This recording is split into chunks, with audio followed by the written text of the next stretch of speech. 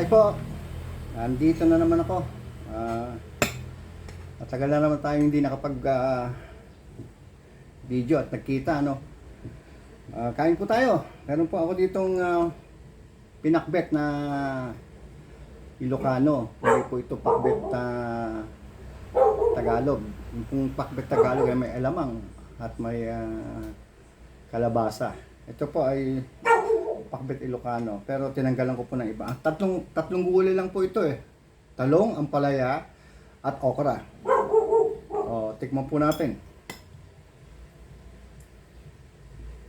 Kain po. Kain po tayo. Subo na po ako. Ayos. Tama-tama yung bagoong. Yung lasa ng bagoong. Okay.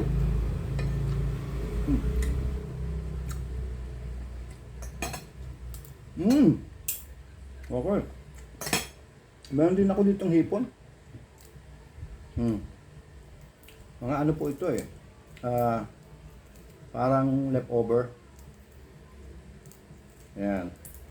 Leftover po ito kahapon. Ito po. Sarap. Masarap pa.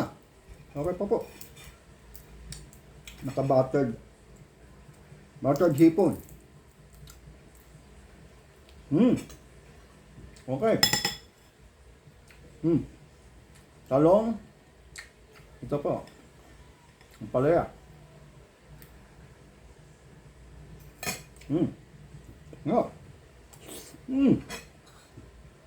Okay. At yung sabaw. Okay.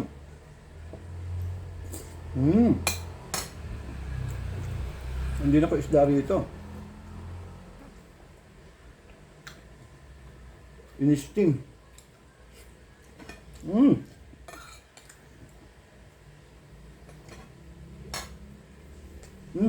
Kain po. Alam niyo yung mga isdang yan. In-steam ko po yan. Tapos yung hindi maubos ay nilagay ko sa rep. Sarap ka. Okay. Yan po. Okay. May adobo pa po dito. Ito naman eh, binabawasan ko rin. Kaya pa na yung luto ko ng gulay. Yeah. Kaya po. Siguro naman, kumakain na rin kayo, no? Papayilit pa ako sa okra. Sabi na natin ito. Ito yung pakbig ko, oh.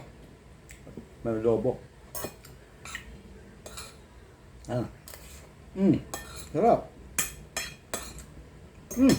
Ang galing ni Yulo, no? Nakadalawang medalya.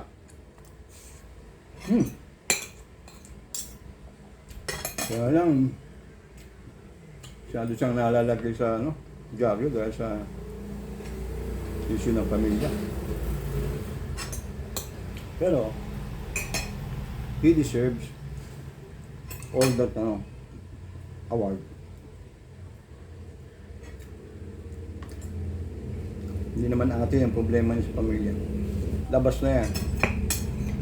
Okay. Oh. Sarap. Sarap ka.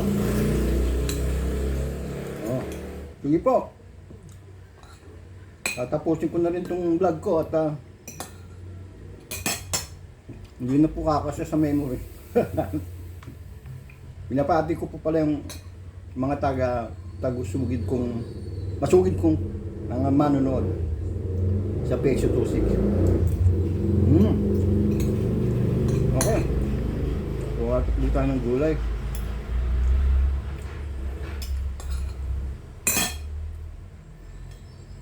Sige po. Bye-bye. Okay. Salamat po.